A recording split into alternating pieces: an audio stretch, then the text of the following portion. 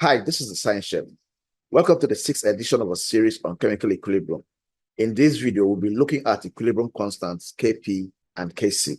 You are yet to watch the other parts of this series. Check the links in the description. If you want to know the relationship between Kp and Kc, just hit the like and the subscribe buttons to stay updated with our new uploads. And we'll be right back.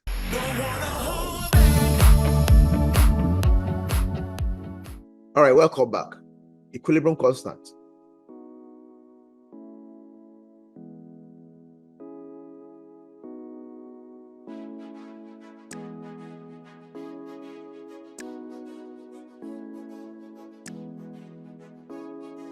What's the equilibrium constant? Equilibrium constant is simply the ratio of the equilibrium concentrations of the products to the equilibrium concentrations of the reactants in a reversible reaction. So let's consider a hypothetical equation. Say A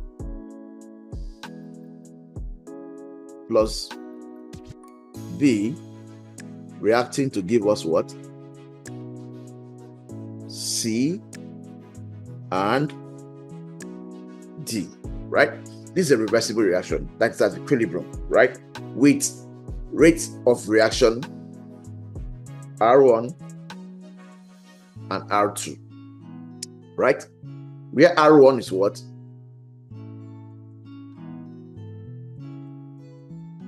R1 is the rate of the forward reaction,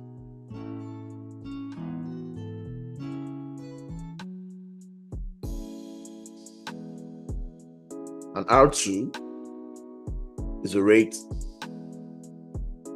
of the backward reaction.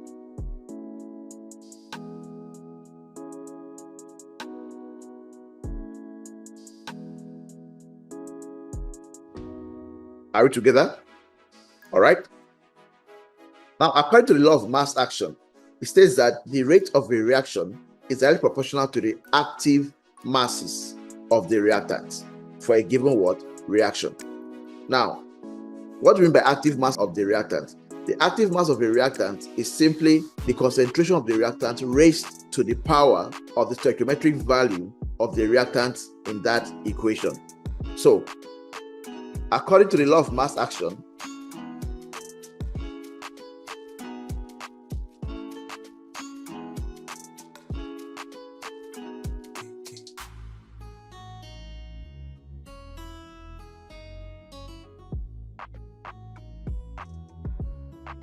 R1 is directly proportional to what? The active mass of A and the active mass of what? B. The concentration of A raised per small a and the concentration of B raised per small b are the active masses of A and B. Are we together? Now, if we remove the sign of proportionality here, this will give us what? R1 equals to what? K1 into what? A, concentration of A raised per A times concentration of B raised per what? B.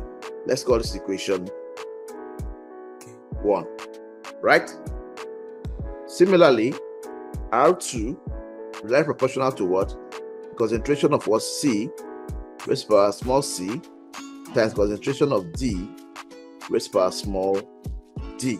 Which means that R2 will be equal to what? K2 to concentration of what? C raised per small c times concentration of D raised per small d. Let's call this equation what? 2, right? At equilibrium, what happens? The rate of the forward reaction equals the rate of what? Backward reaction, is it not? That's R1 equals what?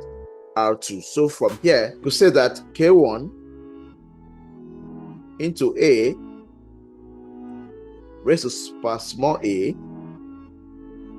times B, concentration of B raised per small b, will be equal to K2 into concentration of C raised per small c times concentration of D into small raised per what? Small d, right? Where what?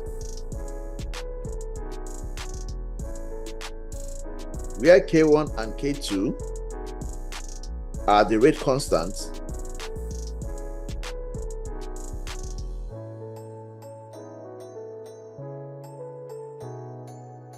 of the forward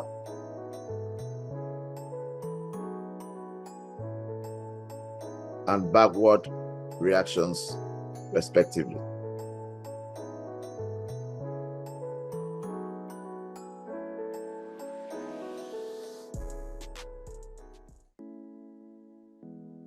All right, let's call this equation 3. So if you play around with equation 3, or rearrange equation 3, you can get something like K1 over K2 equals to what? Concentration of C raised to the power C times the concentration of D raised to the power what? D, all over concentration of A raised to the power A times the concentration of B raised to the power B. Is it not? Good. If you cross multiply this equation, you'll get back to equation 3. So let's call this equation 4. So if you arrange equation 3, we get equation 4. So we are right. So now, what we have here in equation 4, the ratio of K1 to K2, the ratio of the rate constant of the forward reaction to the rate constant of the backward reaction in a reversible reaction is the equilibrium constant of that reaction. Are we together? So you can say that capital K equals to what? K1 over K2, which equals to what? Concentration of C raised to the power C times concentration of D raised to the power D, all over what? Concentration of A raised to the power A times concentration of B raised to the power what? Small b. All right. So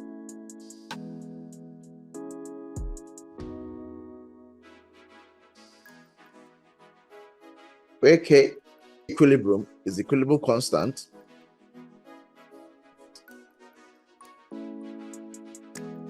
for the hypothetical reaction, that's our A plus B giving us C plus D in a reversible reaction, and concentration of A,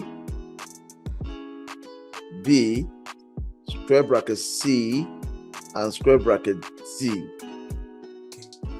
are what? The equilibrium concentrations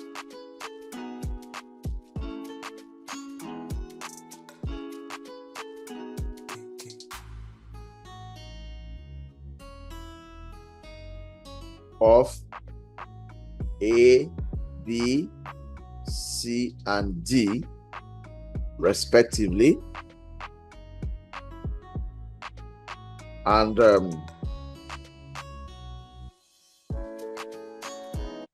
while small letter A, B, C, and D are the coefficients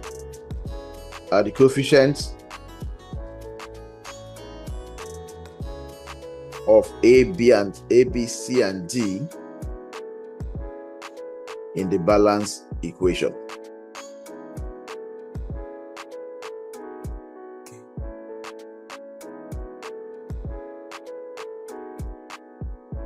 All right. K equilibrium can be what? Can be expressed as what? Kc or Kp, where Kc is what? The equilibrium concentration, sorry, equilibrium constant of concentration,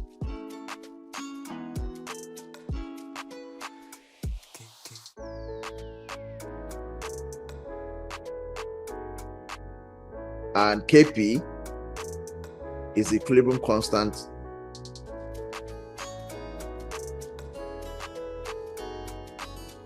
of pressure.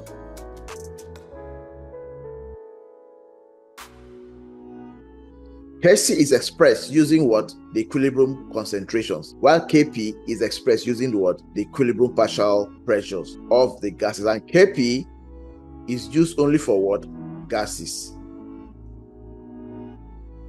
Only for gases. Let's look at examples how to apply Kc and what? Kp. Let's consider the equation for the industrial preparation of ammonia. That's the Haber process. That's N2 gas plus 3H2 gas giving us what? 2NH3 gas, right? This is a gaseous system in which all the species involved in this reaction are gases, even though for a gaseous system, only one species needs to be a gas at equilibrium and to be considered as a gaseous what? System. So if we're to determine the Kc or to write the Kc expression for this reaction, it would be Kc would be what? This is the product. That is the concentration of ammonia, equilibrium concentration of ammonia raised to power what?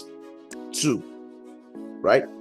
All over, these are the reactants. The equilibrium concentration of nitrogen raised to power what? 1. So we leave it like that. Times equilibrium concentration of hydrogen raised to power what? 3, right? So that gives us the Kc for this reaction. And what would the Kp be? The Kp would be what? That equilibrium constant of pressure for the reaction would be what? Partial pressure of ammonia raised to power 2 all over partial pressure of nitrogen raised to power 1 and the partial pressure of hydrogen raised to power what? 3. So this gives us the Kp and the Kc for this what? Reaction. All right. Before we look at another example, what would be the unit for the Kc and the Kp for this reaction? Let's assume that the concentration is measured in moles per dm cube. So this will be moles per dm cube raised to power what? 2 all over moles per dm cube times what? Moles per dm cube raised to power 3. So if you evaluate this, what will you get? If you evaluate what will you get? Okay, this will cancel out this, one of these will cancel out. So you are left 1 over mole per dm cube raised to power what? 2, which gives you what? dm raised to power 6 per mole squared. All right. Now for the pressure, let's, if the pressure is measured in atm, this will be what will be the unit for this? Let's write unit. What will be the unit for Kp here? That will be what? atm squared all over atm times atm cube. Are we together? So this gives us what? 1 over atm what? Squared. Which gives us what? atm per square. Right? So that is how to apply the Kc and Kp for a particular reaction and the units, right? Okay, let's look at another example. So we have, let's say, the equation for the thermal decomposition of calcium carbonate, CaCO3, giving us what? Calcium oxide and carbon dioxide in a closed system. What will be the Kc of this reaction? The Kc of the reaction will be what? The concentration of what? CO2 only. Why? Because CO2 is the only gas here, and this does not contain aqueous solution. There's no aqueous species here. Solids do not appear in the expression for the equilibrium constant of concentration. Why? Because it's assumed that the concentration of the solid hardly what changes. So that is why solid species are not always reflected in the equilibrium constant of what? Concentration. For equilibrium constant of concentration, we only need what? The aqueous and the gaseous what? Systems. And at times, some liquid what? Systems, though not pure liquid. Are we together? All right. So given that CO2 is a gas, so it's the gaseous what? System. So the Kp would be what?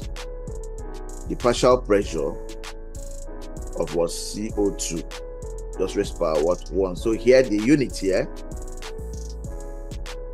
would be mole per dm cube, while here the unit here is what? Just atm. So you can see there is no constant unit for equilibrium constant of concentration or equilibrium constant of what? Pressure. The unit depends on the equilibrium what? Reaction in question. Are we together? All right. Let's now see how you can use mole fraction and partial pressure to determine what? The equilibrium constant of pressure. All right.